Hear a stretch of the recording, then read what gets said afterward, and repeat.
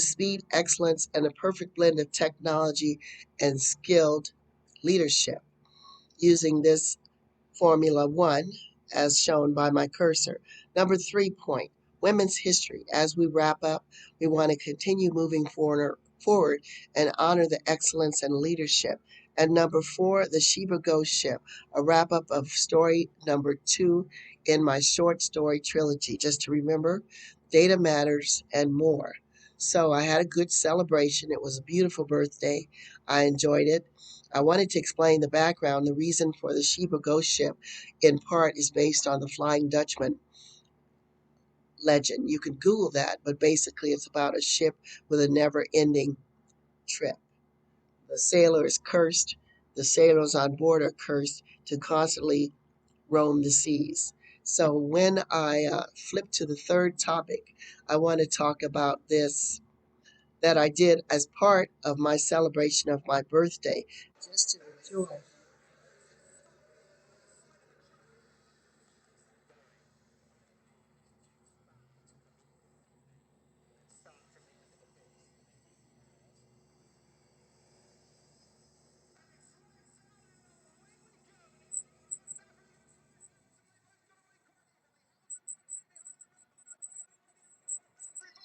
This was a good race. Hamilton won, and the Dutch was right behind on his tail.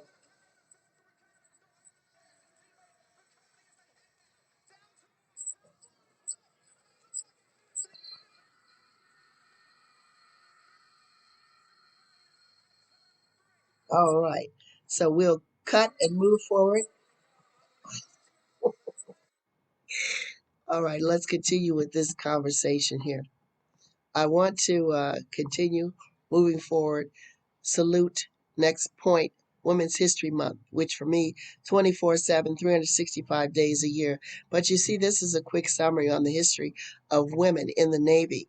And I learned that women were only allowed, I believe, in the early part of the 1900s.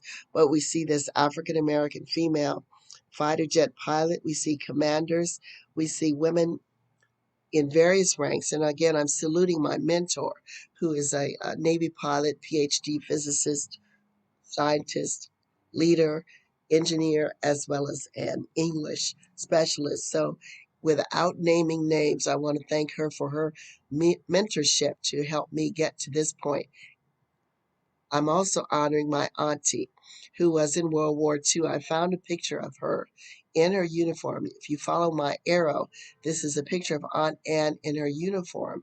And this is a picture of what her house, I recall that her house looked like in San Francisco. And she moved there after World War II. But I understand that the women in World War II mostly were in the unit called the 6888, and their mission was to sort and clear a 2 year backlog of mail for the Americans stationed in Europe between the Army, Navy, and Air Force and the Red Cross.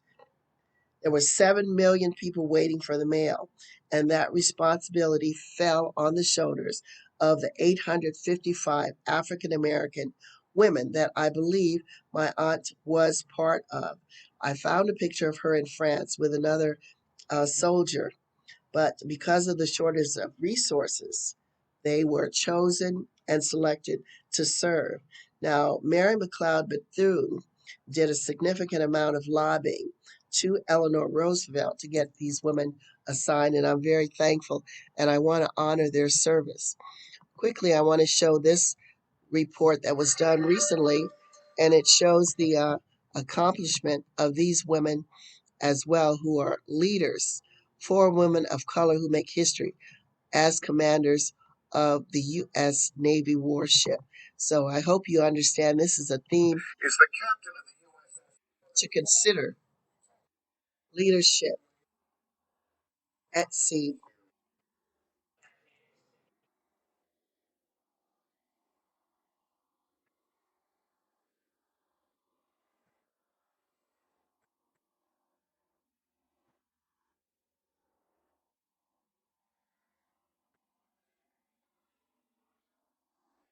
All right, I want to cut this a little short. You can find the rest of this information on YouTube. And again, the technology is a blessing. It allows us quickly to travel around the world while in COVID lockdown. Another Navy leader I see is Marie Le Acuna. She's a Seahawk pilot, aviation electrician mate, second class Annie Adams, Sarah Black, another naval commander, Rear Admiral Heidi Berg, is shown here. And again, this is a story to continue, just to keep on moving forward. And that's why I included this image in this picture. I want to refer to how this all started, to the trilogy that's published on Lulu. I priced it for budgets and education, but it's about three short stories about greed, murder, history, and survival in a treacherous, hellified setting. The second short story, Sheba Ghost Ship, as I mentioned, some inspiration is from the myth of the Flying Dutchman. But there's another book, Principles of Corporate Finance, that I wrote and published for my PhD program. I changed genre. This is more scholarly and academic, but it has to do with basics of economics and finance. I use the title Wooden Nickels because I recall my uncle, who was a Pullman porter, Willie, mentioned as he was leaving one day, well, don't take any wooden nickels, as a caution. And it took a bit of time for me to understand that, but it all goes to the point of seeking and finding the truth. So as I did my research for this book on corporate finance, I've looked through the British parliamentary papers at the UCLA library. There are many sections, including on child labor, on work standards, etc. But these are in particular for the colonies in East India. They ask, do you consider this unrestrained liberty of Europeans sojourning in India would lead generally to acts of tyranny and oppression upon the natives by the Europeans or Englishmen so sojourning at liberty? The answer is, I have no doubt, but it certainly would. Now, that's a quote from 1812 to 1813, just to show you again. I've included these images in my book, Principles of Corporate Finance, just to refer to the international and global nature of finance. On the left is an image of how we used to chart out our trips by hand on the map, and on the right it shows what we have now thanks to the satellite imagery. And I just want to show that quickly because technology now allows us to track boats. You see the diamonds wherever they're located. You see the blue diamonds. They're going up the Mississippi River. We see a collection of boats in the Gulf. Each one of these, as I put my cursor over, it says the position is received by satellite. Pleasure craft. It identifies a tanker. It identifies, again, tankers, sea spirit, fishing boats, etc. So you can track this all over the world. And it's interesting to me as someone who once was sailing as a 16-year-old, never once really considering or imagining the dangers. But you see, cargo vessels, tankers, unspecified ships. I even typed in Marquesas since that was one of the places where they hoped their boat would land once the clipper ship Hornet burned and sank. But you can see that's a drill ship, an image of a drill ship. And you can look and pursue this even further, but it gives you the destination, Las Palmas, etc. But it's very interesting to me to be able to just track this now, whereas before, and when these Sheba Ghost Ship tales were developing, you were basically stuck. So I did research. I asked some of the listeners if they had any suggestions, and I did my research and thought Lloyd's would be the best place. And again, they do have tracking to list the vessels that were lost at sea that were condemned. This is from 1919. But as I dig further, the Lloyd's Register Foundation has 250 years of marine science in London, that's digitized. We have records of the ship owners from 1876, registers of yachts from 1878. And this image is what they're tracking, because you can see from the British colonial papers, some are well known for the documentation of nearly everything. This is an image of the returns of losses at sea.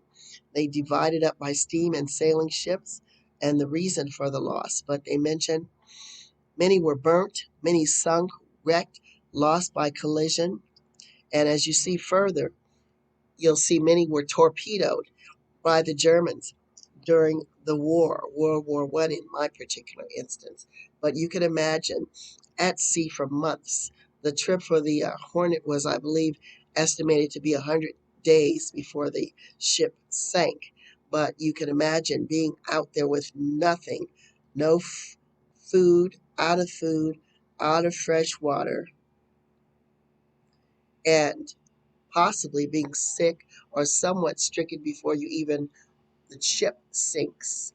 Because I did more research and found out, refresh my memory of the names of these points, including the forecastle, that's what I called it, the bow, the shrouds, the gun port, the rudder, captain's cabin in the rear, and the keel and the rudder at the bottom. But again, that was a warship. This is the clipper ship Hornet, and an advertisement, I believe, for it loading on the East River from New York, heading to California. This is another picture of a clipper ship, but you can see on this account by Captain Lowe, one of the crew members, Lemon, shot a mate through the leg. Another one by the name of Dublin Jack knocked the second mate down with a handspike. So the captain was in charge of keeping order and dealing with not only the crew. He mentioned some crew members were on board, and he had to quickly get them off the ship when he found out they couldn't do anything. But the ships were listed as missing. 15% were listed as burnt, 13% were listed as wrecked. This was from the account from 250 years of Lloyd's records. But the account by Captain Lowe also mentions, again, he had no third mate and he had to train the Kanakas to sail. So I looked, did some searching, found that they referred to the people from the islands, Hawaii and Pacific areas, Asian in particular, also as Kanakas. So he mentioned going to Java, he mentioned going to Malaysia, and he said he had to train them to work hard as they were going to China in the typhoon season. And the other dangers were natives that were hostile. Some were ready to eliminate and protect themselves by any means necessary. This is a quote from the captain's book. He said, "We passed through New Guinea. A number of natives came alongside and they were defenseless. The crew was defenseless. He said they brought up bows and arrows. They were calmed, but they saw a war canoe after that. Some with 50 stark naked 6-foot natives. Fortunately, a small storm came up and they ran away from them. So often at sea, there were some brief storms. But the other threats he mentioned were cholera. There was a cholera attack. He lost crew members there. There was typhus that also struck the group, dysentery, as well as becoming seasick. So if you want to learn more, you can always check out the podcast episode on SoundCloud to find out what happened to the Clipper ship. But here's another one, Hukwa. So as I'm digging, I'm finding more evidence, and I think I'll wrap it up after this for now. The Hukwa, the beam ended up in the Indian Ocean in 1848.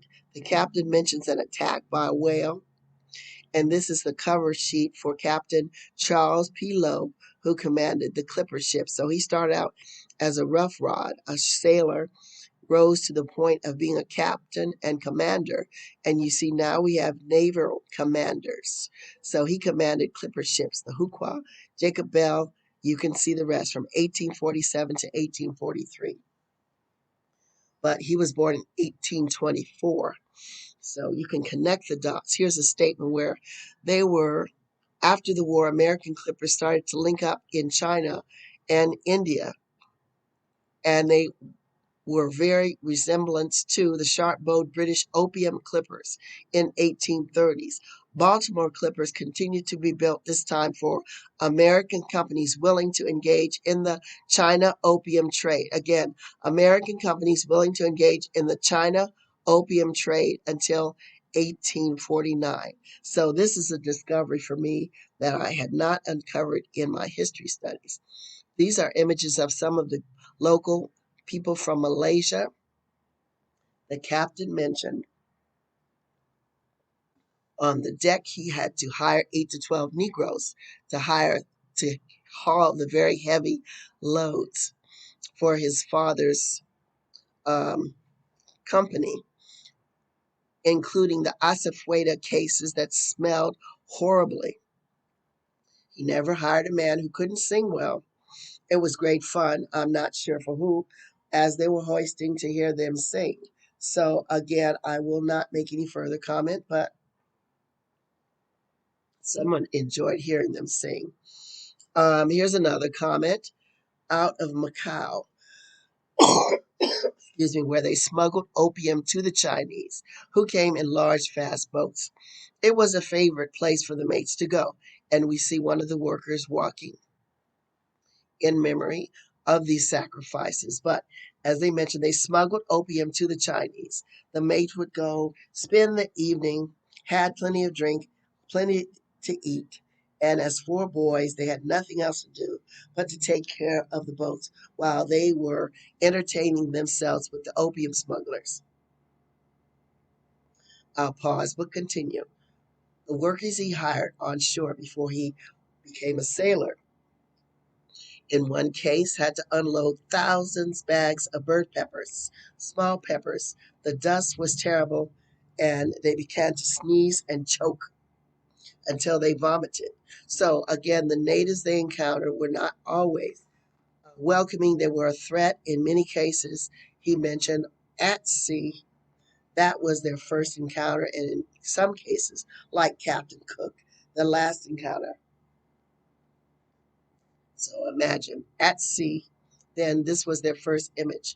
I found this research and I'm adding it to my report because, again, you can pause and always refresh whenever you like. But I want to give honor and thanks for the hard work of the British and Asian seamen cited in this work. You see the different head wraps, the bowler hats, and they're at dock as well as the wrecks, many located offshore from around the English Isle of, including Southwestern and the Camberwell, were both sunk during World War One. The Mindy is another one that sank, and it mentions that there were 300,000 laborers recruited from Egypt, India, South Africa, China, Bermuda, West Indies, Mauritius, and the Seychelles, and 21,000. This is all during World War One from South Africa. So as I watched these films as a child, I don't recall seeing that many of brown and black people in these movies, but I have not ventured further, but it's something to remember the erasure in many history cases. Many of these men came from British colonies. They crewed the coasters, Liverpool shipping companies, and the Elder Dempster Line sailed routes between West Africa and Liverpool and recruited from Nigeria, Sierra Leone, Gambia, and South Africa.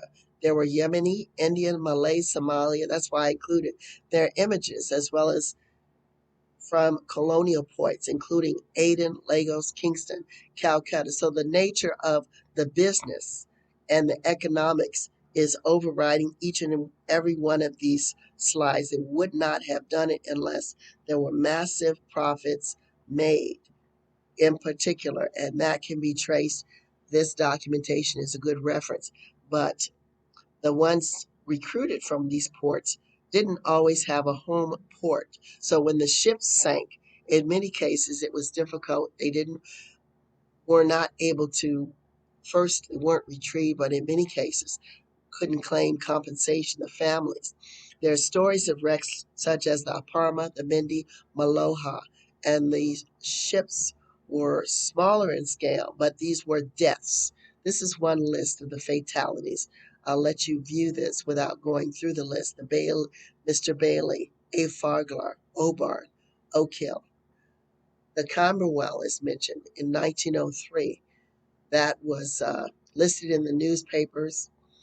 It went to Sri Lanka on the 18th in 1915, carrying cargo to stop in Madras and Calcutta. It included wine, olive oil, and cement. They also had 10 rupee banknotes and Indian copper coins. Those were recovered, and these are some geophysical images of that wreck. So it's encouraging to see that some of these in the British areas were located. And this is a listing of the losses, including Latif, Badur, Mathuthi, Rajab. And this is interesting, again, part of the report of Black and Asian seamen during the First World War. Another listing of the fatalities. This one, the Vonovia was torpedoed off of Cornwall, and the U-boat um, damaged the rudder, and it was also hit by bad weather. 9 were killed, many were Chinese. This is another city image from the city of Corinth, and this was the Camberwell, and the SS City of Corinth was torpedoed southwest of the Lizard Peninsula, Cornwall. So this gives a lot more detail than what I've found in U.S. records. But again, it shows the disproportionate number of Black and Asian seamen died amongst these crews. They were employed in the most dangerous places. The ship sank quickly, and it was difficult to get above deck. The engine room was also one of the most dangerous places to be hit, and you see the reason for many sank were from burnt or fires on board. They were unlikely to survive an explosion or an engine room fire. So again, I won't belabor this point, but I'm just filling in the blanks on the reason for the Sheba ghost ship. It was the responsibility of the shipping company to inform the family, but often it took months, if at all. I have a few more images, including the last car seaman that I had never heard of that term, and I did a search to find that many of these terms have disappeared, and I'm glad, well, they have no longer used because this was referred to the Asian workers in the Pacific area, Malaysia, Indonesia, those reasons, some in Australia as well. Um, Casualties were disproportionately high among Black and Asian seamen. So connecting that to today, 2021, there's a disproportionate number of deaths from COVID-19 from the same segments of the population. And it looks like a consistent pattern. I won't take that any further, but there were significant members of men from the crew people of West Africa recruited from Sierra Leone. There's a listing of widows' pensions, but very limited payments to the Indian crew. Here's a cemetery, and again, images from today of how shipping has changed. I showed the satellite images, but the losses continue. The major losses on this chart show machine breakdown, machine failure, fire, again, hull damage, collision, and storm. This is another image of a ship loaded with containers about to go overboard. And again, I want to wrap up this conversation because the ship that was recently freed from the Suez was in Egypt. So to me, it was very heartening to see the diversity that we're dealing with. But it's nothing new. It's gone for centuries and centuries. But now there's data and recognition for the sacrifices made. Here are some additional references just to support this research that I did. One, we asked for British justice. Number two, globalizing labor, Indian seafarers, and world shipping. There was a recent interview by a scholar regarding the Suez Canal blockage and the capitalism involved. There is data. Their data was tracked because this is money. So it's just a matter of gathering the data and putting it to good use. Another reference, Black Salt. We die like brothers, the sinking of the SS Mindy. So again, I hope I've clarified the source of my data. And you have a great day. Have another wonderful second win, and we'll see you next time.